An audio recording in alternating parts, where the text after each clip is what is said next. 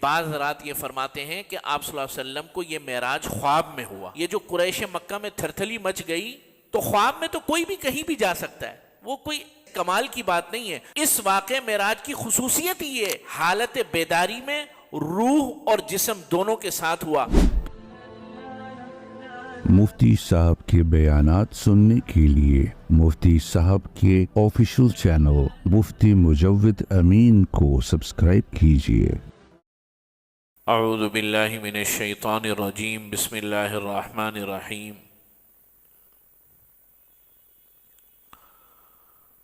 سبحان الذي اسرى بعبده ليلا من المسجد الحرام الى المسجد الاقصى الذي باركنا حوله لنريه من آياتنا انه هو السميع البصير. صدق الله مولانا العظيم وصدق رسوله النبي الكريم ونحن على ذلك لمن الشاهدين والشاكرين والحمد لله رب العالمين. درود شریف پڑھ لیجیے. اللہم صلی علی سیدنا مولانا محمد وعلی آلہ وسلم وصلی علیہ. محترم سامعین کرام، بزرگوں اور احباب مسجد، جیسے کہ اعلان میں کہا تھا کہ لیلۃ المعراج کے حوالے سے گفتگو ہوگی انشاءاللہ تعالی. عام طور پر ہوتا یہ ہے کہ معراج سے ایک دن پہلے یا ایک دن کے بعد اکثر اوقات جمعۃ المبارک آ جاتا ہے تو اس میں بیان ہو جاتا ہے. اس دفعہ تھوڑا فاصلہ زیادہ تھا تو مناسب معلوم ہوا کہ الگ سے نشست رکھی جائے. سب سے پہلے یہ بات سمجھ لیجئے کہ واقعہ معراج ہوا کب ہے. ہم واقعہ معراج کو 27 رجب کی رات کے حوالے سے جانتے ہیں اور یہ پورے دنیا میں مشہور و معروف ہو چکا ہے. یہ بات بھی بالکل صحیح ہے کہ بعض محققین اور محدثین نے واقعہ معراج کی جو تاریخ لکھی ہے وہ 27 رجب لکھی ہے. یہ صحیح بات. لیکن اکثر محققین اور محدثین نے اس بات کو بیان کیا ہے کہ واقعہ معراج کی کوئی مخصوص تاریخ پورے یقین کے ساتھ ہمیں نہیں ملتی. یہاں تک کہ سال میں بھی اختلاف ہے، لیکن واقعہ معراج یقیناً ہوا ہے اور قرآن مجید کی نصوص سے اور قرآن مجید سے ثابت ہے، احادیث متواترہ سے ثابت. حضرت مولانا مفتی شفیع عثمانی رحمہ اللہ تعالیٰ نے واقعہ معراج کا جو سال ہے، اب یہاں تاریخ کی میں بات نہیں کر رہا، کس کی بات کر رہا ہوں؟ سال. وہ نبوت کے 5ویں سال کو لکھا ہے. کون سے سال کو؟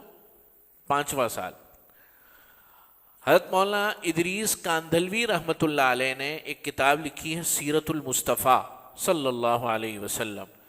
اردو کے اندر اس سے بہترین سیرت پر کوئی کتاب نہیں ہے. آپ تمام حضرات کے گھروں میں یہ کتاب لازماً ہونی چاہیے. سیرت المصطفیٰ حضرت مولانا ادریس کاندھلوی رحمۃ اللہ علیہ کی صلی اللہ علیہ وسلم. حضرت نے یہ لکھا ہے کہ واقع معراج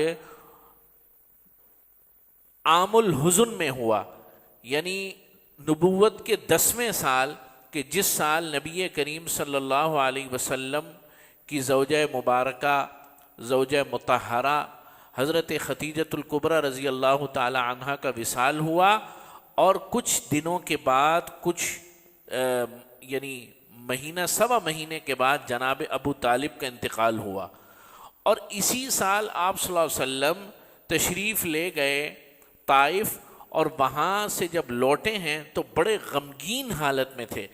اس سال کو عام الحزن کہا جاتا ہے، غم کا سال، کہ آپ صلی اللہ علیہ وسلم پر تکالیف، ایک طرف قریش کا تشدد، ایک طرف قریش کی نافرمانیاں، ایک طرف اپنوں کے مظالم، اس کے بعد آپ صلی اللہ علیہ وسلم کا جو ایموشنل سپورٹ سسٹم تھا اپنی بیوی کی صورت میں اور اپنے چچا کی صورت میں، وہ بھی ختم ہو گیا۔ اور پھر حضور کی ایک آسرا یا حضور کی ایک خواہش یہ تھی کہ چلو مکے والے ایمان نہیں لے کر آ رہے تو ہو سکتا ہے طائف والے ایمان لے کر آ جائیں۔ چنانچہ حضور نے طائف کا سفر کیا، لیکن وہاں سے بھی آپ صلی اللہ علیہ وسلم کو بڑی ہی تشدد اور بہت ہی زیادہ جسے کہنا چاہیے کہ غم کی حالت میں جو ہے وہاں سے آنا پڑا۔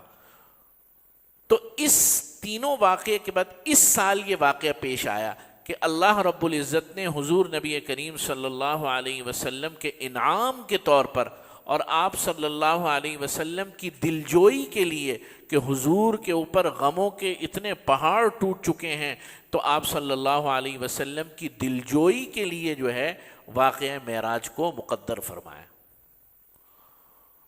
اور تیسری رائے اور آخری رائے یہ ہے کہ واقعہ معراج ہجرت سے 6 مہینے یا 7 مہینے پہلے پیش آیا، اور ہجرت ہوئی ہے نبوت کے 13ویں سال میں۔ تو پہلا قول نبوت کے 5ویں سال، دوسرا قول نبوت کے 10ویں سال، اور تیسرا قول نبوت کے 13ویں سال، یعنی کہ ہجرت سے کچھ ماہ قبل۔ ہمارے دین کا مزاج یہ ہے کہ وہ ان ابحاث میں نہیں پڑتا، وہ تو کام کی بات لیتا ہے۔ آپ جتنے بھی نبیوں کے واقعات قرآن مجید میں پڑھیں، نہ کوئی تاریخ ہے، نہ کوئی جناب دن ہے کہ حضرت موسیٰ علیہ السلام کا اللہ سے کلام فلاں دن فلاں جگہ، چلو جگہ تو ہے کوہ طور پر، فلاں وقت میں ہوا، فلاں سال تھا، اتنے بجے ہوا، نہیں۔ قرآن اور دین جو ہے وہ بات کرتا ہے جو میرے اور آپ کے کام کی بات ہے۔ تو یہ تو سمجھ لیجئے کہ ہم جو 27 رجب کی رات کو لیلۃ المعراج کے حوالے سے یقینی طور پہ سمجھتے ہیں، یہ ٹھیک نہیں ہے۔ امکان بھی ہے، نہیں بھی امکان ہے۔ دوسری بات یہ کہ اس رات کی فضیلت نبی کریم صلی اللہ علیہ وسلم کے اعتبار سے تو بہت زیادہ ہے، امت کے لیے بھی ہے، کہ قرآن مجید جو حضور کا سب سے بڑا معجزہ ہے، اس کے بعد اگر حضور کے معجزوں کی فہرست بنائی جائے تو اس میں یہ اولین معجزہ ہے، معراج کا معجزہ۔ اس سے پہلے نبیوں سے کلام تو ہوا، حضرت موسیٰ کا کلام ہوا، لیکن حضرت موسیٰ علیہ السلام اتنی سی تجلی بھی حق تعالی شانہ کی برداشت نہیں کر سکے، کوہ طور ریزہ ریزہ ہو گیا۔ تو یہ بات سمجھ لیجیے۔ اچھا، پھر اس کے دن پہ کوئی روزہ رکھنا یا لیلۃ المعراج کی کوئی خصوصی عبادت نہیں، ایسی کوئی بات نہیں ہے دین کے اندر، شریعت کے اندر۔ ابھی ظہر کی نماز میں ایک ساتھی نے سوال کیا کہ کل روزہ رکھنا، بھائی کون سا روزہ؟ بھائی ویسے آپ روزہ رکھ رہے ہوں، کل ویسے دن کیا ہے؟ منگل۔ ہاں، منگل کو تو ویسے بھی سنت روزہ نہیں ہے، سنت روزہ تو پیر اور جمعرات کا ہے۔ تو خوب سمجھ لیجئے کہ یہ چیزیں اہل علم سے پوچھ لیا کریں۔ تو نہ کوئی روزہ ہے، نہ کوئی خصوصی عبادت ہے، ہاں بہت عظیم الشان واقعہ ہے اور بالکل صحیح واقعہ ہے، ایمانی واقعہ ہے۔ قرآن مجید میں اللہ تعالی نے سورہ اسراء کی پہلی آیات میں اس کا ذکر فرمایا ہے اور سورۃ النجم میں ذکر فرمایا ہے۔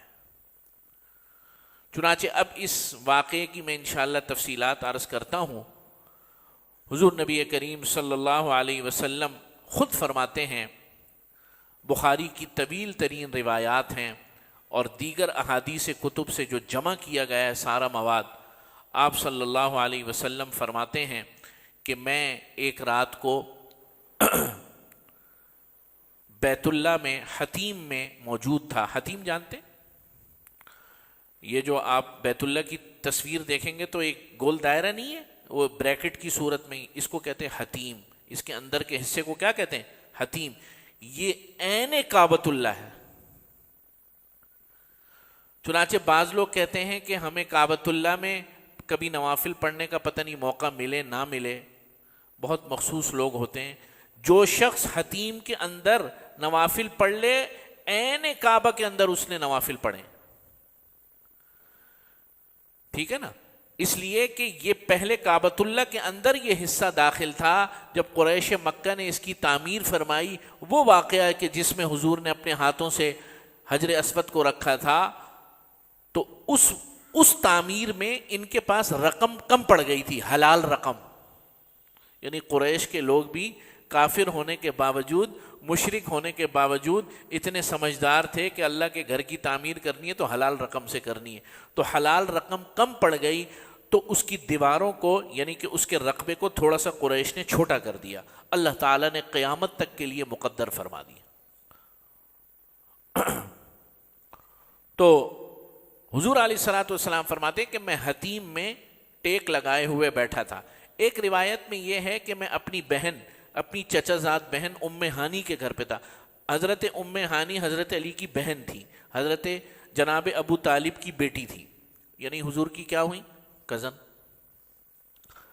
تو فرماتے ہیں کہ میں، آپ صلی اللہ علیہ وسلم فرماتے ہیں کہ میں ام ہانی کے، اچھا ان دونوں میں کوئی آپس میں یعنی تضاد نہیں ہے، اس لیے کہ بعض روایات میں آتا ہے کہ میں ام ہانی کے گھر تھا، حضرت جبریل تشریف لے کر آئے اور پھر مجھے حتیم میں لے کر گئے۔ تو جن روایات میں ہے کہ میں حتیم میں موجود تھا تو اس میں یہ پہلا حصہ رہ گیا راوی سے، سمجھ رہے ہیں بات؟ تو دونوں کو اگر جمع کر دیا جائے تو دونوں میں کوئی تعارض اور تضاد نہیں ہے۔ تو آپ صلی اللہ علیہ وسلم فرماتے ہیں کہ میں ام ہانی کے گھر تھا، حضرت جبریل علیہ الصلوۃ والسلام تشریف لائے اور مجھے کہنے لگے کہ آج ایک سفر پر چلنا ہے، آپ تشریف لے چلیے۔ چنانچہ پہلے آپ صلی اللہ علیہ وسلم کو کہاں لے کر آئے؟ حتیم میں۔ حتیم میں لا کر آپ صلی اللہ علیہ وسلم کے اس جو ہے سینہ مبارک کو چاک کیا حضرت جبریل نے، اور دل کو نکالا اور اس کو آب زمزم کے ساتھ دھویا، اور اس کے اندر علم اور حکمت اور نبوت کی تمام خصوصیات اور تمام کی تمام خیریں اور برکات آپ صلی اللہ علیہ وسلم کے دل میں ڈالی۔ اور یہ جو شق صدر ہے، اس کو کہتے ہیں شق صدر، یہ چوتھا ہوا ہے اور یہ آخری ہے۔ پہلا شق صدر آپ صلی اللہ علیہ وسلم کو 4 سال کی عمر میں ہوا، وہ جب حضور علیہ الصلوۃ والسلام بنو سعد میں اپنی مرضیہ، اپنی رضاعی والدہ حضرت حلیمہ سعدیہ کے گھر میں تھے، پہلا شق صدر وہاں ہوا۔ وہ جب بہن بھائی گھبرا گئے اور حضرت حلیمہ سعدیہ کے پاس آئے کہ ہمارے بھائی کو کچھ لوگوں نے پکڑ لیا ہے اور لٹا دیا ہے، تو اس واقعے کے بعد حضرت حلیمہ سعدیہ نے اپنے بیٹے یعنی نبی کریم صلی اللہ علیہ وسلم کو حقیقی ماں حضرت آمنہ کے سپرد کر دیا کہ بچے کو کوئی نقصان نہ ہو جائے۔ وہ ڈر گئی، پتہ تو نہیں تھا کہ یہ نبی بنے۔ دوسرا شق صدر کا واقعہ آپ صلی اللہ علیہ وسلم کی عمر مبارک کے 10ویں سال ہوا۔ تیسرا شق صدر کا واقعہ نبی کریم صلی اللہ علیہ وسلم کو نبوت ملنے سے چند دن پہلے ہوا، جب 40 سال کے ہوئے، پہلی وحی اقرأ بسم ربک الذی خلق خلق الانسان من علق۔ اور یہ جو شق صدر کا واقعہ تھا یہ آخری تھا۔ تو کتنے ہو گئے؟ 4۔ تو آپ علیہ الصلوۃ والسلام جو ہے وہ فرماتے ہیں کہ حضرت جبریل نے میرا سینہ چاک کیا اور اس کو آب زمزم سے دھویا۔ معلوم یہ ہوا کہ اگر آب زمزم سے بھی کوئی مطہر اور متبرک پانی ہوتا تو حضرت جبریل علیہ الصلوۃ والسلام اس سے دھوتے۔ اس سے معلوم ہوا کہ اس کائنات میں آب زمزم سے افضل کوئی پانی نہیں۔ اس کے بعد جو ہے حضرت جبریل نے فرمایا کہ اے نبی اب ہم نے ایک سفر پر چلنا ہے، آپ اس کے لیے تیار ہو جائیے، اور اتنے میں براق سواری جو ہے لائی گئی۔ حضور فرماتے ہیں کہ یہ سواری خچر اور گدھے سے مشابہ تھی، لیکن سرعت رفتار میں اتنی تیز تھی کہ جہاں نظر پڑتی تھی وہ اس کا پہلا جو ہے پڑاؤ ہوتا تھا۔ اور اب آج کے دور میں یہ کوئی مشکل بات یہ سمجھنا ممکن نہیں ہے، اس لیے کہ ساؤنڈ کی اسپیڈ سے زیادہ تیز تو جہاز اب عام بن رہے ہیں۔ یہ جتنے بھی جنگی جہاز اب بن رہے ہیں یہ ساؤنڈ آواز کی رفتار سے دگنے ہیں، تیز نہیں ہے، دگنے ہیں آواز کی رفتار۔ اب تو کام ہو رہا ہے روشنی کی رفتار سے بھی تیز، سمجھ رہے بات؟ آواز کی رفتار سے دگنے طیارے تو 20-25 سال ہو گئے، ٹیکنالوجی اب پرانی ہو گئی. چنانچہ اس وقت جتنے بھی جہاز ہیں جنگی جہاز وہ آواز کی رفتار سے دگنے ہیں. تو اب یہ بات سمجھنا کوئی مشکل نہیں ہے، بلکہ ایک وقت آئے گا اور زیادہ دور نہیں ہے وہ وقت، یہی 10-15-20 سال کا وقت ہے کہ یہاں سے کسی نے لندن جانا ہوگا تو وہ آدھے گھنٹے میں پہنچ جائے گا. Inter loop service, loop technology جو ہے اس کے اوپر کام ہو رہا ہے اس وقت. تو یہ اب کوئی مشکل سمجھنے کی بات نہیں رہی. تو آپ صلی اللہ علیہ وسلم فرماتے ہیں کہ میرا سفر شروع ہوا، اور جیسے ہی سفر شروع ہوا تو بہت رفتار کے ساتھ منازل طے ہونے لگی. راستے میں آپ علیہ الصلاۃ والسلام ایک جگہ سے گزرے، وہاں پر کھجور کے درخت تھے، اور کھجور کے درختوں میں ایک بستی تھی. حضرت جبریل نے فرمایا یا محمد، اے محمد آپ کو پتہ ہے کہ یہ کون سی جگہ ہے؟ آپ صلی اللہ علیہ وسلم نے فرمایا نہیں مجھے نہیں پتہ. فرمایا یہ یثرب ہے جہاں ہجرت کر کے آپ کچھ عرصے کے بعد تشریف لائیں گے. حضور نے فرمایا میں کیوں آؤں گا یہاں پہ؟ فرمایا کہ آپ کی قوم جلد آپ کو نکالے گی اور آپ کو ہجرت کر کے اس جگہ آنا پڑے گا، چنانچہ یہ آپ کی جگہ ہے. روایات میں آتا ہے کہ نبی کریم صلی اللہ علیہ وسلم مدینہ طیبہ میں اترے اور 2 رکعت نماز جو ہے وہ ادا کی، اور اس کے بعد اگلا سفر شروع ہوا. پھر کچھ آگے بڑھتے ہیں تو حضور علیہ الصلاۃ والسلام کو ایک بوڑھی عورت پکارتی ہے اور سلام کرتی ہے. تو آپ صلی اللہ علیہ وسلم کو حضرت جبریل فرماتے ہیں اس کا جواب نہیں دینا آپ نے. پھر کچھ آگے جاتے ہیں تو ایک بوڑھا انسان پکارتا ہے، حضور کو حضرت جبریل فرماتے ہیں اس کا بھی جواب آپ نے نہیں دینا. کچھ دور آگے جاتے ہیں تو 2-4 آوازیں اور آتی ہیں السلام علیکم ورحمۃ اللہ. تو حضرت جبریل فرماتے ہیں ان کا جواب آپ دے دیں. تو پھر آپ صلی اللہ علیہ وسلم جو ہے ان کا جواب دیتے ہیں وعلیکم السلام ورحمۃ اللہ وبرکاتہ. پھر حضرت جبریل فرماتے ہیں کہ وہ جو بوڑھی عورت تھی وہ دنیا تھی، کہ اب یہ بوڑھی ہو چکی ہے، بس اب اس نے ختم ہونا ہے، اور اگر آپ اس کی بات کا جواب دیتے تو آپ کی امت ہمیشہ کے لیے دنیا میں منہمک ہو جاتی. اور وہ جو بوڑھا شخص تھا وہ شیطان تھا، ابلیس تھا، اور اس کے بھی جو ہے وہ بھی بس اپنے آخری وقت میں ہے.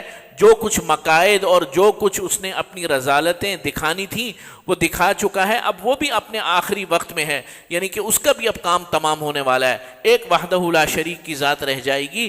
اور اچھا ہوا کہ آپ نے اس کا بھی جواب نہیں دیا. اور وہ جن لوگوں کا آپ نے جواب دیا ہے وہ انبیاء کی ایک جماعت تھی.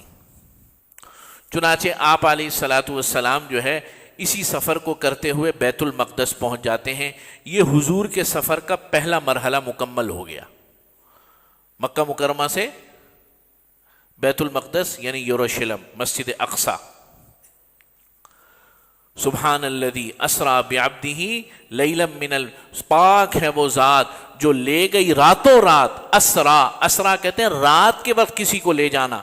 اسرا بعبدہ اپنے بندے کو لیلا من المسجد الحرام، ایک رات کے اندر مسجد حرام سے الی المسجد الاقصی، مسجد اقصی لے گئی.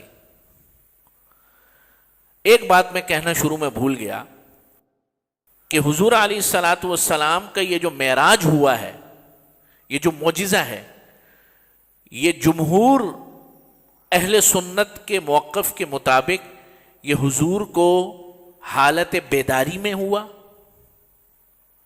الفاظ پہ ذرا غور کرنا.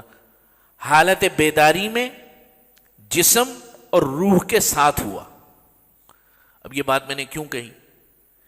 اس لیے کہ بعض رات یہ فرماتے ہیں کہ آپ صلی اللہ علیہ وسلم کو یہ معراج خواب میں ہوا، لیکن یہ بات صحیح نہیں ہے. اس لیے کہ خواب میں معجزہ ہونا، یہ جو قریش مکہ میں تھرتھلی مچ گئی، تو خواب میں تو کوئی بھی کہیں بھی جا سکتا ہے، وہ کوئی ایسے کمال کی بات نہیں ہے. بلکہ علامہ جلال الدین سیوطی فرماتے ہیں کہ خواب میں تو حضور علیہ الصلاۃ والسلام کو معراج 22 دفعہ ہوا. اس واقع معراج کی خصوصیت یہ ہے کہ یہ جسم حالت بیداری میں روح اور جسم دونوں کے ساتھ ہوا. اس لیے کہ بعض رات یہ فرماتے ہیں ہوا تو حالت بیداری میں، جاگنے کی حالت میں، لیکن ہوا روح کے ساتھ نہ. یہ حضور کا معجزہ ہی تب بنے گا جب بیداری کی حالت میں ہو، روح اور جسم دونوں کے ساتھ ہو. سمجھ رہے بات؟ تو یہ بات درمیان میں رہ گئی تھی. پھر آپ علیہ الصلاۃ والسلام بیت المقدس پہنچے. بیت المقدس پہنچنے کے بعد نبی تمام انبیاء اکرام علیہم الصلاۃ والتسلیمات کو اللہ تعالیٰ نے وہاں جمع فرمایا، اور انبیاء نے جو ہے صفوں میں کھڑے ہو کر حضور علیہ الصلاۃ والسلام کا استقبال فرمایا.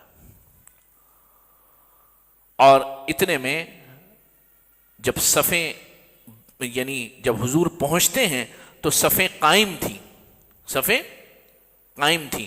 آپ صلی اللہ علیہ وسلم بھی صفوں میں کھڑے ہو گئے. جب صف میں کھڑے ہو گئے تو اب جو ہے کہ بھئی نماز کون پڑھائے؟ تو حضرت جبریل علیہ الصلاۃ والسلام نے حضور کے ہاتھ مبارک پکڑ کر جو ہے مصلی پر کھڑا کیا. اس طرح نبی کریم صلی اللہ علیہ وسلم نے تمام انبیاء کی جو ہے امامت فرمائی. اور اس سے پہلے تمام انبیاء حضور پر ایمان تو لا چکے تھے. روایات میں آتا ہے کہ جب حضور کا استقبال فرمایا تو تمام نبیوں نے آپ صلی اللہ علیہ وسلم کی نبوت کا اقرار کیا، اور آپ صلی اللہ علیہ وسلم کو بحیثیت نبی اور رسول کیا کیا؟ تسلیم کیا. لیکن نبی بھی تسلیم کر لیا، رسول بھی تسلیم کر لیا، لیکن آپ صلی اللہ علیہ وسلم کی نبوت کو اور اس نبوت کے عہدے کو اپنی آخری منزلوں تک پہنچانے کے لیے اللہ رب العزت نے آپ صلی اللہ علیہ وسلم سے تمام نبیوں کی امامت فرمائی. اسی لیے نبی کریم صلی اللہ علیہ وسلم کا ایک لقب کیا ہے؟ امام الانبیاء علیہم الصلاۃ والتسلیمات. اس لیے میں یہ کہتا ہوں کہ منصب امامت جو ہے یہ بہت بڑا منصب ہے، اور یہ عقیدت سے خالی نہیں ہونا چاہیے. کس سے؟ عقیدت سے.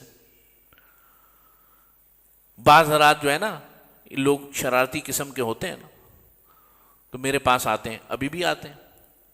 شروع میں تو بہت آتے تھے کہ ہم فلاں جگہ پر نماز پڑھتے ہیں، امام صاحب ایسے ہیں. امام صاحب کیسے ہیں؟ یوں ہیں، ایسے پڑھتے ہیں. تو میں ہرگز خوش نہیں ہوتا، اور ہم تو آپ کے پاس آتے ہیں بڑا مزہ آتا ہے. وہ یہ سمجھتے ہیں کہ ہم امام صاحب کی تھوڑی تعریف کریں گے نا حضرت چڑھ جائیں گے آسمان پر. میں بالکل اس چیز سے خوش نہیں ہوتا. میں ان کو فوراً کہتا ہوں کہ آپ کے دل کے اندر اپنے امام کی اگر عقیدت نہیں ہے تو نماز نہ پڑھیں، لیکن اس طریقے سے برائی نہ کریں. سمجھ رہے بات؟ اس لیے کہ یہ منصب عقیدت کے بغیر مکمل ہی نہیں ہوتا. اگر آپ کے دل میں کوئی بات ہے، ہر انسان ہے، غلطی خطا ہر کسی سے ہوتی ہے. کل بنی آدم خطاء وخیر الخطائین التوابون. حضرت سعد بن ابی وقاص رضی اللہ تعالیٰ عنہ نے کوفہ تشریف لے گئے. حضرت علی نے نا ان کو کوفہ کا امام بنا کر بھیجا. تو کوفہ والوں نے ایک دن خط لکھا حضرت علی کو کہ حضرت سعد بن ابی وقاص نماز پڑھاتے ہیں، صحیح نماز نہیں پڑھاتے ہیں. تو حضرت علی ہنسنے لگے زور زور سے، فرمانے لگے یہ وہ شخص ہے سعد بن ابی وقاص کہ جس کی زبان کہ جس کے لیے اللہ کے نبی نے دنیا کے اندر جنتی ہونے کی بشارت دی ہے. عشرہ مبشرہ میں لوگ اس سعد بن ابی وقاص پر بھی مطمئن نہیں ہے، تو میں کہاں سے حضرت جبریل لے کر آؤں؟ سمجھ رہے بات؟ تو اس لیے جب کسی کے پیچھے آپ کھڑے ہوں تو آپ نے اپنا ایمان ہر چیز اس کے سپرد کر دی ہے. اور پھر ابھی اگر آپ کے دل میں عقیدت نہ ہو تو واللہ آپ کے لیے بہتر یہ ہے، آپ کی نماز کے لیے، آپ کے تمام عقائد کے لیے، کہ آپ کہیں اور جائیں. اس لیے کہ یہ منصب محبت اور عقیدت دونوں کا متقاضی ہے، اس سے بڑھ کر کچھ ہے ہی نہیں. نبی کریم صلی اللہ علیہ وسلم کے خلیفہ اول حضرت ابوبکر صدیق کا فیصلہ کیسے ہوا؟ یہی ہوا نا کہ صحابہ نے کہا کہ اللہ کے نبی نے اپنی زندگی میں جب مصلی پر کھڑا کر دیا، بڑی امامت کبریٰ کے لیے کھڑا کر دیا، تو دنیا کی امامت تو امامت صغریٰ ہے، تو ہم اس پر متفق ہیں. چنانچہ آپ علیہ الصلاۃ والسلام نے امامت فرمائی. امامت فرمانے کے بعد جب حضور نیچے اترے تو تمام انبیاء نے حضور سے مصافحہ کیا، ملے، اور تمام انبیاء نے آپ صلی اللہ علیہ وسلم پر درود و سلام بھیجا، اس کی کیفیت کیا تھی، وہ کیسا منظر ہوگا؟ اللہ اکبر، اللہ بہتر جانتے ہیں، اللہ رب العزت کی شان کے مطابق ہوگا۔ حضور علیہ الصلاۃ والسلام کا استقبال اور آپ علیہ الصلاۃ والسلام کے اوپر درود اور آپ علیہ الصلاۃ والسلام کے اوپر صلوات کا ایک سمندر اور ایک بحر بے کراں تھا جو انبیاء کی زبانوں سے نکل رہا۔ اس کے بعد حضرت جبریل علیہ الصلاۃ والسلام 2 پیالے لے کر آئے حضور کی خدمت میں، ایک پیالے میں دودھ تھا، ایک پیالے میں شراب۔ آپ صلی اللہ علیہ وسلم نے دودھ کے پیالے کو لیا اور اس کو جو ہے مکمل طور پہ سیر ہو کے پیا، اس کو خوب پیا، یعنی پورا پی لیا، اور شراب کے پیالے کو چھوڑ دیا۔ حضرت جبریل نے فرمایا، اے رسول صلی اللہ علیہ وسلم، آپ نے فطرت اور آپ نے درست انتخاب فرمایا، اگر آپ شراب کا پیالہ پی لیتے تو آپ کی امت ہمیشہ کے لیے گمراہ ہو جاتی۔ چنانچہ آپ کی امت اجتماعی طور پر اب کبھی بھی گمراہ نہیں ہوگی۔ سبحان اللہ، انعامات ملنا شروع ہو گئے امت محمدی کو، ابھی تو سفر شروع ہوا ہے۔ حضرت جبریل نے کیا فرمایا؟ اجتماعی طور پر آپ کی امت کبھی بھی گمراہ نہیں ہوگی۔ ہاں، لوگ گناہوں میں مبتلا ہوں گے، کبائر میں مبتلا ہوں گے، ظلم بھی کریں گے، لیکن امت اجتماعی طور پر کبھی بھی گمراہ نہیں ہوگی۔ امت کے اندر ایسے طبقات ہمیشہ رہیں گے جو ہدایت پر رہیں گے۔ اس کے بعد جو ہے براق کا سفر دوبارہ شروع ہوتا ہے، اور آپ علیہ الصلاۃ والسلام کو دوبارہ سفر، اب یہ دوسری منزل شروع ہو رہی ہے، ٹھیک ہے، دوسری منزل۔ پہلی منزل مسجد حرام سے مسجد اقصی، اب مسجد اقصی سے اوپر کی جانب سفر شروع ہو رہا ہے۔ پہلے آسمان پر حضرت آدم علیہ الصلاۃ والسلام سے ملاقات، مرحبا بالابن الصالح والنبی الصالح، حضرت آدم خوش ہوتے ہیں، اپنے بیٹے کو مرحبا کرتے ہیں، مرحبا بالابن الصالح والنبی الصالح، مرحبا اے میرے پیارے نیک بیٹے، اے میرے پیارے رسول بیٹے، میں آپ کو مرحبا کہتا ہوں، خوش آمدید کہتا ہوں۔ اور پھر روایات میں آتا ہے کہ آپ صلی اللہ علیہ وسلم نے دیکھا کہ حضرت آدم علیہ الصلاۃ والسلام کے سامنے ایک مخلوق ہے، ہجوم ہے، اور وہ 2 حصوں میں تقسیم ہے، دائیں اور بائیں۔ دائیں جانب حضرت آدم دیکھتے ہیں علیہ السلام تو خوش ہو جاتے ہیں، چہرے پر مسکراہٹ آ جاتی ہے، بائیں جانب دیکھتے ہیں تو رونے لگ جاتے ہیں۔ تو حضرت جبریل نے جو ہے حضور کو فرمایا کہ اے نبی، یہ دائیں جانب جو ہے حضرت آدم کے نیک بیٹے ہیں، یہ نیک اولاد ہیں، ساری اولاد انہی کی قیامت تک، اور یہ جو بائیں جانب ہیں یہ وہ ہیں جو نافرمان ہیں۔ جب دائیں جانب دیکھتے ہیں تو خوش ہو جاتے ہیں، بائیں جانب دیکھتے ہیں تو اداس ہو جاتے ہیں، افسردہ ہو جاتے ہیں۔ دوسرے آسمان پر تشریف لے گئے، یہاں پر آپ علیہ الصلاۃ والسلام کی ملاقات حضرت عیسیٰ اور یحییٰ علیہ الصلاۃ والسلام سے ہوئی۔ پھر تیسرے آسمان پر حضرت یوسف علیہ الصلاۃ والسلام سے ملاقات ہوئی، چوتھے آسمان پر حضرت ادریس علیہ الصلاۃ والسلام سے ملاقات ہوئی، پانچویں آسمان پر حضرت ہارون سے ملاقات ہوئی، اور چھٹے آسمان پر حضرت موسیٰ علیہ الصلاۃ والسلام سے ملاقات ہوئی۔ ساتویں آسمان پر حضرت ابراہیم علیہ الصلاۃ والسلام سے ملاقات ہوئی، انہوں نے بھی وہی الفاظ کہے جو حضرت آدم نے کہے تھے، مرحبا بالابن صالح والنبی صالح، مرحبا، خوش آمدید اے میرے پیارے بیٹے، اے میرے رسول بیٹے، میں آپ کو خوش آمدید کہتا ہوں۔ آپ علیہ الصلاۃ والسلام، اور حقیقت میں بیٹے تو ہیں، بیٹے ہیں نا، بیٹے تو یعنی اس معنی میں حضرت آدم کے تو سبھی بیٹے ہیں، لیکن آپ صلی اللہ علیہ وسلم کا جو جدی سلسلہ ہے وہ پہنچتا تو حضرت ابراہیم تک ہے۔ حضرت ابراہیم کے 2 بیٹے، حضرت اسحاق اور حضرت اسماعیل۔ بنی اسرائیل جو ہے وہ حضرت اسحاق کی اولاد سے ہوئے، بعد کے سارے نبی حضرت اسحاق کی اولاد سے پیدا ہوئے۔ حضرت اسماعیل علیہ الصلاۃ والسلام کی اولاد سے کوئی نبی پیدا نہیں ہوا سوائے جناب نبی کریم صلی اللہ علیہ وسلم۔ تو یہاں حضرت ابراہیم علیہ الصلاۃ والسلام سے ملاقات ہوئی، اور بھی میں اس کو مختصر کر رہا ہوں، تفصیلات بہت زیادہ ہیں۔ اس کے بعد اگلا، یعنی ابھی یہ سفر چل رہا ہے، یہ دوسرا مرحلہ چل رہا ہے، یہ دوسرے مرحلے کا ایک حصہ ہے۔ تو ساتویں آسمان سے اوپر سدرۃ المنتہا پر حضور علیہ الصلوۃ والسلام کو لے جایا جاتا ہے. سدرۃ المنتہا، منتہا کہتے ہیں انتہا، یعنی باؤنڈری.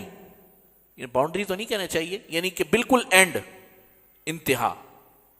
سدرہ کہتے ہیں بیری کے درخت کو. یہ آسمانوں میں ایک درخت ہے، اس کی کیفیت کیا ہے، یہ کیسا ہے، اللہ رب العزت بہتر جانتے. مخبر صادق نے صلی اللہ علیہ وسلم نے ہمیں خبر دی، ہم ایمان لے کر آتے ہیں.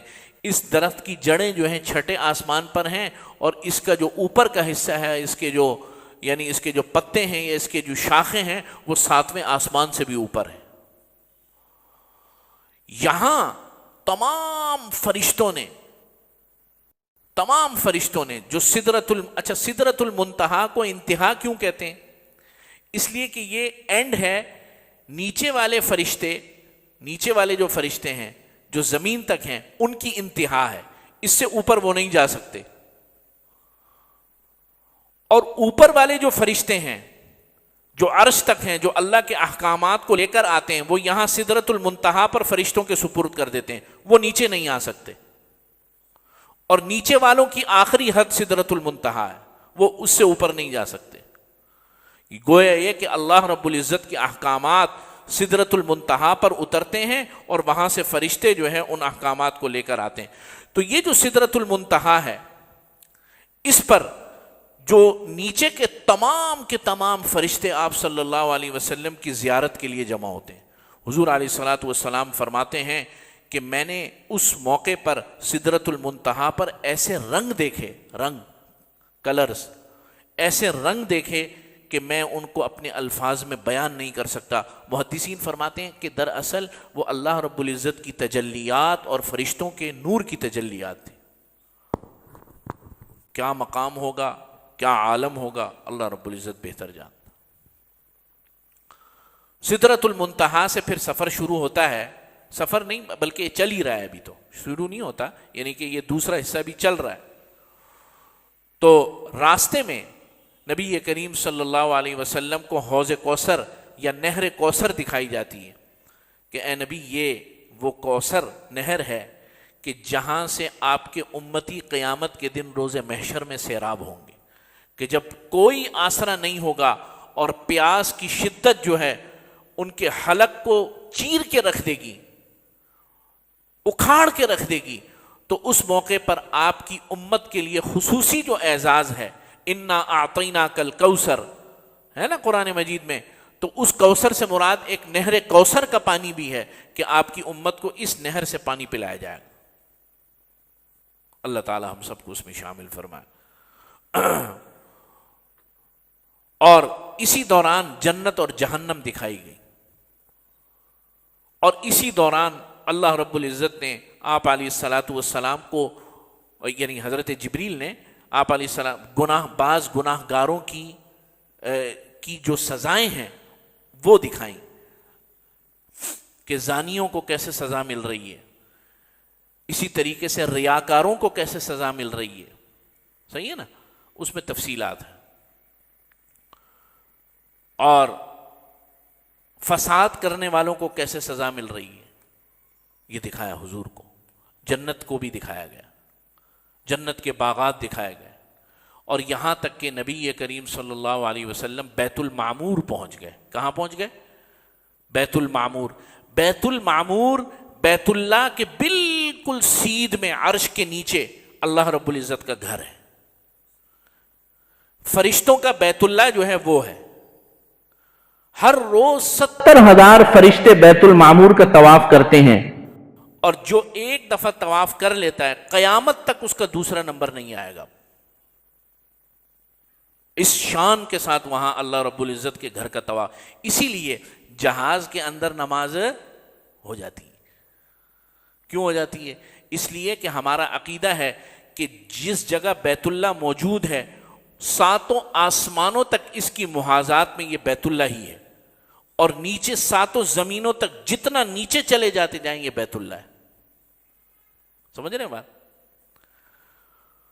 تو یہاں بیت المعمور پر نبی کریم صلی اللہ علیہ وسلم کو دکھایا گیا. آپ صلی اللہ، بعض روایت میں حضور نے بھی یہاں پر طواف فرمایا اور فرشتوں نے آپ صلی اللہ علیہ وسلم کو خوش آمدید کہا، اور پھر یہاں سے دوبارہ آپ صلی اللہ علیہ وسلم چلے ہیں تو ایک جگہ پر پہنچے ہیں جس جگہ کا نام ہے صریف الاقلام. کیا نام ہے اس کا؟ صریف الاقلام. اقلام قلم کی جمع ہے، صریف کہتے ہیں قلم کی آواز کو. تو یہاں پر قلم کی آوازیں آ رہی تھیں اور حضرت جبریل نے حضور کو بتایا کہ یہ وہ جگہ ہے جہاں اللہ کے مقرب اور اللہ کے مقرر کردہ فرشتے جو ہے تمام عالم کی جو ہے تقدیر لکھتے ہیں، یہ ان قلم کی آوازیں آ رہی ہیں. اور اے نبی بس یہاں سے آگے آپ نے خود جانا ہے، اس سے آگے میں نہیں جا سکتا. حضور نے فرمایا کہ تم عجیب میرے جو ہے ہم سفر ہو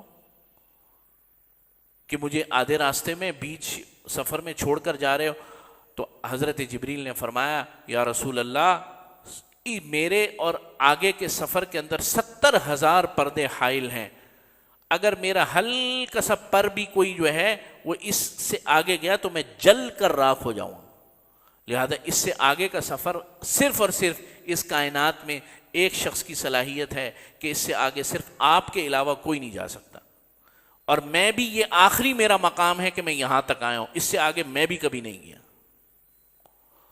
چنانچہ حضور علیہ الصلوۃ والسلام فرماتے ہیں کہ اس کے آگے جو ہے ایک سیڑھی کو جو ہے لایا گیا، وہ عظیم الشان سیڑھی تھی، اور میں نے اس کے اوپر قدم رکھا اور ہر پردے کو جو ہے وہ پار کر رہی تھی، یعنی کہ میں پار کر رہا تھا، اور 70,000 پردوں میں سے ہر پردے کا رنگ الگ تھا. کیا کیفیت ہوگی اس کی، کیا اس کی شان ہوگی، کیا ان کی برکات اور انوار اور تجلیات ہوں گے، اللہ رب العزت بہتر جانتے ہیں. چنانچہ یہ 70,000 پردے ختم ہوتے ہیں تو اللہ حق تعالی شانہ کی جو ہے مجھے زیارت ہوئی. ثم دنا فتدلى فكان قاب قوسین او ادنا، یہاں تک کہ اتنے قریب ہو گئے کہ جتنا قاب قوسین، قوسین وہ یہ جو کمان ہوتا ہے نا، کمان، تو یہ جو اس طرح جب کھینچتے ہیں تو ایک اس طرح ہوتا ہے اور ایک اس طرح ہوتا ہے، تو اس کے درمیان کا جو فاصلہ ہوتا ہے نا اس سے بھی کم فاصلہ ہے. فَكَانَ قَابَ قَوْسَيْنِ أَوْ أَدْنَى، بلکہ اس سے بھی کم فاصلہ. فَأَوْحَى إِلَىٰ عَبْدِهِ مَا أَوْحَى، سورۃ النجم. پھر اللہ تعالیٰ نے حضور علیہ الصلوۃ والسلام کو وحی فرمائی، فَأَوْحَى إِلَىٰ عَبْدِهِ، اپنے بندے کو مَا أَوْحَى، جو وحی فرمائی. کوئی تفصیل نہیں ہے اس کی، کیا باتیں ہوئیں، کیا انوارات، کیا تجلیات، حضور نے کیا عرض کیا، اللہ رب العزت نے کیا کہا، اس کی کوئی تفصیل نہیں ہے. اللہ نے اپنی شان کے مطابق نبی کریم صلی اللہ علیہ وسلم سے کلام فرمایا، اللہ کے نبی صلی اللہ علیہ وسلم نے اپنی شان کے مطابق اللہ حق تعالی شانہ سے کلام فرمایا. البتہ جب یہ ملاقات ختم ہوئی تو اللہ وحدہ لا شریک نے 3 تحفے عنایت فرمائے. کتنے؟ 3 تحفے عنایت فرمائے. پہلا تحفہ سورہ بقرہ کی آخری 2-3 آیات. ان آیات میں نبی کریم صلی اللہ علیہ وسلم کو تسلی ہے کہ ہم انشاءاللہ تعالی کفار کے مقابلے میں آپ کی مدد فرمائیں گے، اور جو دعا آپ کی امت کرے گی اس دعا کو بھی ہم قبول کریں گے. اس میں اس چیز کی طرف کیا ہے؟ خوشخبری ہے، بشارت ہے. دوسرا جو تحفہ آپ صلی اللہ علیہ وسلم کو دیا گیا وہ یہ کہ آپ کی امت کی مغفرت کر دی جائے گی سوائے اس شخص کے کہ جس نے شرک کیا ہو.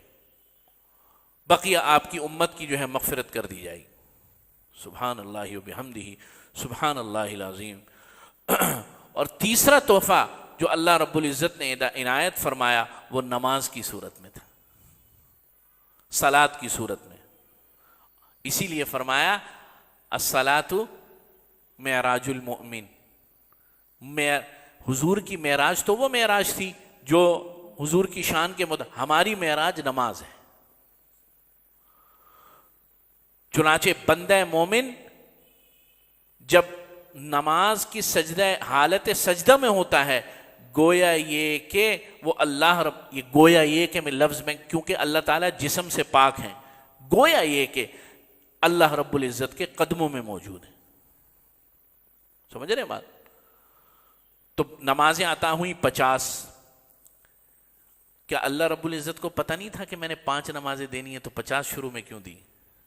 یہ بہانہ تھا، یہ بہانہ تھا اپنے محبوب کو بار بار بلانے کا، بار بار کلام کرنے کا، پھر بھیجنے کا، پھر بلانے کا، پھر عنایتیں کرنے کا، پھر تحفے دینے کا، پھر بھیجنے کا، پھر لانے کا۔ تو واپسی کا جب سفر شروع ہوا تو حضرت موسیٰ علیہ السلام، وہ مشہور واقعہ ہے، حضرت موسیٰ سے ملاقات ہوئی، حضرت موسیٰ نے فرمایا کیا ملا اللہ رب العزت سے؟ فرمایا 50 نمازیں۔ فرمایا نہیں، تحفہ تو بہت بڑا ملا ہے، لیکن میری امت تو 3 نمازیں نہیں پڑھ سکی، آپ اس کو واپس کروائیے اور اللہ سے درخواست کیجئے کم کیجئے۔ 45، پھر حضور دوبارہ تشریف لائے، پھر 40، پوری مسلم شریف میں پوری حدیث موجود ہے، بڑی خوبصورت حدیث ہے، پڑھنے میں بھی مزہ آتا ہے۔ پھر آپ صلی اللہ علیہ وسلم دوبارہ گئے، 40، پھر 35، پھر 30، پھر 25، پھر 20، پھر 15، پھر 10، یہاں تک کہ 5۔ جب یہاں سے جب واپس آئے تو حضرت موسیٰ نے فرمایا کہ دوبارہ جائیے، واپس کروائیے اور اس کو اور کم فرمائیے۔ تو نبی کریم صلی اللہ علیہ وسلم نے فرمایا کہ نہیں، اب مجھے اللہ رب العزت سے حیا آتی ہے، اور لیکن میرے اللہ سبحانہ و تعالیٰ کا وعدہ ہے کہ پڑھیں گے 5 ثواب ملے گا 50 کا۔ چنانچہ حضرت موسیٰ علیہ السلام سے اجازت لی اور اسی ترتیب کے ساتھ انبیاء سے ملاقات کرتے ہوئے جو ہے واپس تشریف لائے۔ واپس جب تشریف لائے تو واپسی کے سفر میں حضرت جبریل نے کچھ ایسے آپ صلی اللہ علیہ وسلم کو مظاہر دکھائے جو بعد میں کام آنے والے تھے۔ مثلا قریش کے 2-3 قافلے دکھائے کہ دیکھیں یہ قافلہ جا رہا ہے قریش کا، جو کہ سفر پہ نکلا ہوگا شام کے لیے۔ آپ صلی اللہ علیہ وسلم پہنچ گئے، صبح کو حضور علیہ السلام نے اپنے معجزے کا اعلان فرمایا تو ہر کوئی مذاق اڑا رہا ہے، تمسخر کر رہا ہے، ہر کوئی جو ہے نا وہ جسے کہنا چاہیے کہ جسے کہتے ہیں نا، یعنی روایات میں آتا ہے کہ لوگ جو ہے نا تمسخر سے اپنے یہ جو سر ہیں وہ ہاتھ یہ ماتھے پر مار رہے تھے، یہ دیکھو، ہم کہتے ہیں، ہم بھی تو کرتے ہیں نا یار، یہ دیکھو یہ کیا بے وقوفی ہے۔ چنانچہ لوگوں نے حضور علیہ السلام سے سوال کرنا شروع کر دیے۔ اچھا، تو جو لوگ بیت المقدس گئے ہوئے تھے، کیونکہ یہ لوگ جاتے تو رہتے تھے، تو ان سے سوال کرنا شروع کیا، اچھا وہ جگہ کیسی ہے؟ حضور بتانے لگے، فلاں کھڑکی کدھر ہے؟ تو آپ صلی اللہ علیہ وسلم تھوڑے تنگ ہوئے، اللہ رب العزت نے پوری مسجد اقصی کا نقشہ حضور کے سامنے کر دیا۔ کوئی پوچھتا فلاں دروازہ کدھر ہے، حضور فرماتے وہ اب حیران، یار یہ تو بالکل صحیح بتا رہے۔ پھر آپ صلی اللہ علیہ وسلم نے فرمایا صرف یہی معلوم نہیں ہے مجھے یہ بھی معلوم ہے کہ یہی مکے کے جو قافلے گئے ہیں وہ کدھر ہیں۔ انہوں نے کہا یہ تو ممکن ہی نہیں ہے، چلو یہ تو ہے کہ آپ نے مسجد اقصی کا نقشہ کہیں سے لے لیا ہو، کہیں سے معلوم کر لیا ہو، کہیں سے پڑھ لیا ہو۔ اب حضور علیہ السلام خاموش ہو گئے۔ کچھ دنوں کے بعد جب وہ قافلے واپس آئے تو آپ صلی اللہ علیہ وسلم نے ان کو کہا کہ ایک قافلے والوں سے پوچھا، ہاں بھائی فلاں جگہ پر تمہارا اونٹ گم ہو گیا تھا؟ انہوں نے کہا ہاں اونٹ تو گم ہو گیا تھا۔ اور ایک قافلے والوں سے حضور نے کہا فلاں جگہ پر تم لوگوں کو اس رات کو کسی نے پکارا تھا؟ انہوں نے کہا ہاں، ایک رات کو ہم آ رہے تھے اور اپنے پڑاؤ میں موجود تھے تو ایک شخص نے ہمیں پکارا، آواز آپ سے ملتی جلتی تھی۔ ایک شخص کو کہا مقام تنعیم میں تمہارا جو ہے جو سب سے آگے والا اونٹ تھا وہ سرخ رنگ کا اونٹ تھا۔ اب اتنی تفصیل جب بتائی، اتنی تفصیل، تو اسی موقع پر تو ہے نا کہ حضرت ابوبکر صدیق رضی اللہ تعالیٰ عنہ نے فرمایا مجھے کسی تفصیل کی ضرورت نہیں، میرے پیغمبر نے، میرے یار نے، میرے دوست نے ایک دفعہ کہہ دیا تو بس بات ختم ہو گئی۔ اور یہیں پر جو ہے حضرت ابوبکر صدیق کو صدیق کا لقب ملا۔ اب جب یہ سارا سن لیا، اتنی تفصیل، اتنی باریک اور اتنی ڈیٹیل میں، تو اب جو ہے کوئی بات نہیں تھی، تو کہنے لگے کہ یہ تو جادو ہے، جادو ہے۔ کیا ہے؟ جادو۔ اچھا ہمارا بھی آج کل ویسے یہی حال ہے، کوئی پریشانی آ جائے، کچھ بس جادو ہے، کیا ہو گیا؟ کسی نے کچھ کرا دیا۔ ان چیزوں سے نکلو بھائی۔ میں اس کی حقیقت سے انکار نہیں کر رہا، لیکن عام طور پر ہم ان وہموں کا شکار ہو چکے ہیں. جو شخص صبح و شام اور اذکار، صبح و شام کے اذکار کرے، دعائے انس صبح کو پڑھے، صبح و شام جو ہے معوذتین کا ورد کرے، اپنے سینے پر دم کرے، صبح و شام بسم اللہ الذی لا یضر مع اسمہ شیء فی الارض ولا فی السماء وہو السمیع العلیم پڑھے، دنیا کی کوئی طاقت اس کو، کوئی جادو ٹونا، کوئی نظر اور کوئی چیز اس کو نقصان نہیں پہنچا سکتی. عقیدہ ہونا چاہیے. بہرحال یہ واقعہ معراج کی مختصر سی تفصیل ہے. اب آخری بات، 2-4 باتیں، وہ یہ کہ اس واقعے سے ہمیں ملا کیا؟ اس واقعے سے ہمیں کیا ملتا ہے؟ پہلی بات، جب مصائب اور تکالیف آتی ہیں، پریشانیاں آتی ہیں اللہ کے دین کے لیے، تو پھر ایک وقت آتا ہے کہ اللہ رب العزت ایسا انعام عطا فرماتے ہیں کہ آدمی کے وہم و گمان میں بھی نہیں ہوتا، اپنی شان کے مطابق. تو حضور کو جو تکالیف اور آپ علیہ الصلاۃ والسلام کے اوپر جو غم تھا، حضور پر جو اس وقت کیفیت تھی، اللہ رب العزت نے ایسا انعام عطا فرمایا معراج کی صورت میں، ایسا کہ جو شاید نبی کریم صلی اللہ علیہ وسلم نے خود بھی نہ سوچا ہو. آپ سمجھ رہے ہیں بات؟ کیسا انعام عطا فرمایا، کیسا اکرام عطا فرمایا، کیسی بلندی عطا فرمائی، کیسا مقام عطا فرمایا. تو اس لیے پہلی بات یہ کہ دین کے لیے کوئی، اور میں نے اس کا نا ابھی چھوٹا سا مظاہرہ 1 سال پہلے دیکھا، بتا دوں آپ لوگوں کو. وقت میری سگا خالہ کا بیٹا ہے، سگی خالہ کا بیٹا، وہ جرمنی گیا ابھی 1.5-2 سال ہو گیا، داڑھی اس کی پوری ہے. تو جرمنی میں، یہ یورپ میں، میرے جو خالو ہیں وہ ہوٹلوں کی ایک بہت بڑی چین ہے، کمپینسکی ہوٹل کہتے ہیں میرا خیال، کمپینسکی، وہ اس کے اندر مینیجر ہے فرینکفرٹ کے اندر. سگے خالو ہیں میرے، میں کوئی بہت دور کی بات نہیں بتا رہا آپ لوگوں، اپنے گھر کی بات بتا رہا ہوں. تو اس کی داڑھی ہے ماشاءاللہ، باشرہ ہے وہ. والد میرے خالو تو ایسے نہیں ہیں، وہ تو بیچارے بس گزارا ہی ہے. اللہ تعالیٰ نے بچے کو بہت زیادہ دین میں، تو چلا گیا وہاں. اس کا ویزا یہ کمپینسکی ہوٹل والوں نے لگا کے دیا انعام کے طور پہ کہ آپ نے ہمارے پاس 25-30 سال سروس کیا، آپ کیا چاہتے ہیں، ہم آپ کی اولاد میں سے کسی ایک کو بلا لیتے ہیں. خیر وہ گیا یہاں سے. جب وہ گیا تو وہ تو 5 اسٹار ہوٹل ہے، 7 اسٹار ہوٹل ہے بلکہ. انہوں نے کہا بھائی یہ داڑھی واڑی یہاں نہیں چلتی. انہوں نے کہا داڑھی آپ کو کٹانی پڑے گی. میرے پاس فون، یقین کریں میری خالہ کا فون، میری بہنوں کا فون، یعنی خالہ زاد بہنیں، اس کو بولو داڑھی کٹا دے. میں نے کہا میں کیسے بولوں یار داڑھی کٹا دے، اللہ کے بندو. کوئی فتویٰ، مجھے ایک دن فون آیا میری خالہ زاد بہن کا کہ اس کو کوئی فتویٰ دے دو اس کو. میں نے کہا یار میں کہاں سے فتویٰ دے دوں. خیر میں نے اپنے اساتذہ سے رابطہ کیا، سیدھی بات ہے. میں نے اساتذہ سے کہا، میں نے کہا کچھ، یہ میں آپ کو بڑی چھوٹی مثال دے رہا ہوں کہ دین کے لیے کوئی جب چھوٹا سا کچھ اپنے اس پر کرتا ہے نا تو اللہ کیسے عطا فرماتے ہیں. یقین کریں ایک مرحلے کے لیے تو میں خود بھی جو ہے نا بالکل وہ ہو گیا. میرے 2-3 اساتذہ نے کہا دیکھو یار آپ کے خالو جو ہے نا وہاں پہ اکیلے ہیں، کیونکہ میری خالہ یہاں اسلام آباد میں رہتی، اور باپ کی خدمت کی نیت سے اگر وہ کہہ رہے ہیں تو جب کام وام پکا ہو جائے گا تو کر لے، بعد میں ابھی جو ہے ٹرم کرا لے، چھوٹی کرا لے. میں نے وہ جن مفتی صاحب کا یہ آڈیو میسیج آیا، میں نے ایز اٹ از جو ہے اس کو اپنی بات بھی نہیں کی، میں نے اس کو بھیج دیا. اس کا میرے پاس میسیج آیا، کہنے لگا آپ سے مجھے یہ امید نہیں تھی. میں نے کہا بھائی یار میری بات سن، میں اسی لیے میں نے اپنا بھیجا ہی نہیں، میں نے تو دیگر مفتیان اکرام سے رہا. انہوں نے کہا نہیں گردن کٹ جائے گی، داڑھی نہیں کٹاؤں گا، کمپینسکی ہوٹل ایسی کی تیسی. بھائی اس نے چھوڑ دیا.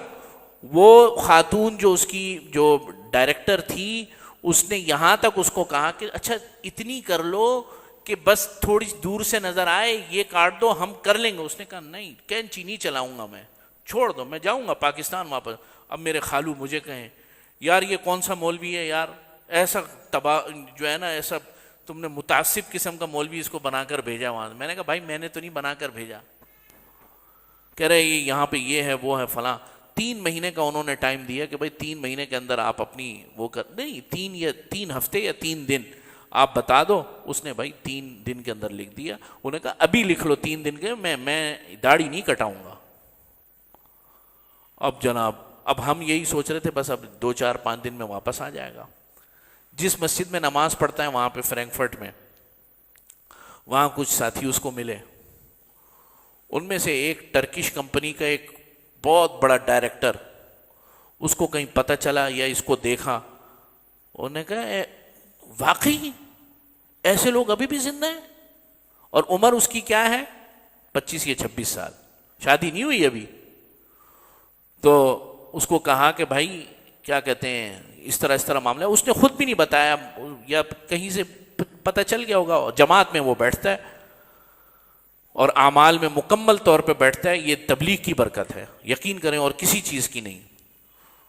پہلے دن جس دن گیا نا, جس دن پہنچا اسی دن جو ہے اگلی 2 نمازوں کے بعد تعلیم کرائی اس نے مقامی مسجد کے اندر. میں بھی جانتا ہوں اس مسجد کو, پاک مسلم مسجد ہے وہاں پہ فرینکفرٹ میں, پاکستانیوں کی ہے, پاک مسلم مسجد. تو میں نے جو ہے کیا کہتے ہیں وہ معلوم ہوا, اس نے کہا تو کمپنسکی کو چھوڑ, یہ میرا پورے جرمنی کے اندر کام ہے, آج سے تو اس معاملے کے اس ڈپارٹمنٹ کا ڈائریکٹر ہے, پورا IT تیرے سپرد ہے. پیپر بن گئے اس کے, وہاں رہ رہا ہے ماشاءاللہ. وہ کمپنسکی ہوٹل کے پیپر کینسل ہوئے, وہ نئی کمپنی کے بنے, ابھی آیا ہوا تھا پچھلے دنوں, تنخواہ بھی اس سے زیادہ ڈبل. یہ اللہ تعالیٰ ایسے عنایت فرماتے ہیں, جھولیوں میں قدموں میں آتی ہیں چیزیں. آدمی تھوڑا سا اپنے اس پہ نا بعض اوقات کرنا پڑتا ہے, جبر کرنا پڑتا ہے طبیعت پر. ہم چھوٹی چھوٹی چیزوں کے لیے دین کے بڑے بڑے مسلم اصولوں کو چھوڑ دیتے ہیں, دین کے بڑی بڑی چیزوں کو چھوڑ دیتے ہیں, چھوٹی چھوٹی چیزوں کے لیے قربان کر دیتے ہیں. تو تو پہلا جو سبق ملا کہ دین کے لیے کوئی آپ تکلیف, اللہ رب العزت کی ذات بہت غیرت ذات ہے. یہ واقعہ اس لیے بتایا کہ یہ خود میرے گھر کا واقعہ, میں ادھر ادھر کا بتاؤں تو آپ پتہ نہیں عام طور پہ اس میں مبالغہ بھی ہو جاتا ہے. خیر, اور دوسرا واقعہ, دوسرا جو اس میں سبق ملتا ہے وہ یہ کہ یہ تمام کی تمام جو اللہ رب العزت نے انعامات عطا فرمائے, اللہ رب العزت نے اس امت کی مغفرت فرما دی, اللہ یہ کہ جو شرک نہیں کرے گا, گناہگار بھی ہوگا, اللہ رب العزت چاہیں سزا دے کر جو ہے جہنم سے نکال کے جنت میں داخل کر دیں, ورنہ ایسی جنت میں داخل کر دیں. لیکن یہ بات ذرا ذہن میں رہے کہ اس امید پر گناہ کرنا نہیں چاہیے. اس میں جو ہے آدمی کو یہ نہیں ہونا چاہیے کہ ہم تو بخشے بخشائیں. یہ تو یہودیوں کی صفت ہے جنہوں نے کہا ہے کہ ہمیں تو کوئی کچھ نہیں کہے گا, نحن ابناء اللہ و احباؤ, ہم تو اللہ کے بیٹے ہیں اور اس کے محبوب ہیں, ہمیں کون کچھ کہے گا. یہی حرکت یہودیوں نے کی تھی نا, بنی اسرائیل کو اللہ نے قریب کیا تو انہوں نے اس کا الٹا مطلب نکال لیا. خیر, تو بھائی جو سب سے اہم ترین چیز اس پورے سفر میں انعام عطا ہوا وہ نماز کا انعام عطا ہوا, نماز کا. چنانچہ جان بوجھ کر نماز کا چھوڑ دینا, فرض نماز کا جان بوجھ کر چھوڑ دینا, یہ ایسا ہے جیسے حضور نے فرمایا کہ سارے زمانے کو اگر نماز سے بھر دو تو اس کی تلافی نہیں ہو سکتی. سارے زمانے کو, زمانہ کتنا بڑا ہے کچھ پتہ, پچھلے کا بھی نہیں پتہ, اگلے کا بھی نہیں پتہ. جو شخص جان بوجھ کر فرض نماز چھوڑے تو اس کی تلافی سارے زمانے میں نہیں ہو سکتی, سارے زمانے میں. تو ہم بڑے شوق سے لیلۃ المعراج ہے, یہ ہے, وہ ہے, فلاں ہے, لوگ پوچھ رہے ہیں بھائی آج کی نماز کون سی ہے. بھائی آج کی نماز کا تو پوچھ رہا ہے, عشاء کی نماز کا نہیں پوچھ رہا, صبح فجر کی نماز کا نہیں پوچھ رہا. لوگ پوچھ رہے ہیں کہ آج کون سی نماز پڑھیں گے, صبح کو روزہ, کوئی روزہ نہیں ہے صبح کو, نہ کوئی اس رات کی کوئی خصوصی اعمال ہیں. یہ ایک عجیب واقعہ ہے.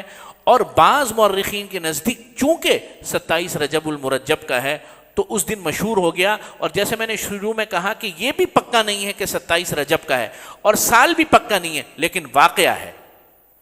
یا 5ویں سال ہے یا 10ویں سال ہے یا 13ویں سال ہے. اللہ سے دعائے توفیق عمل نصیب فرما. الحمدللہ.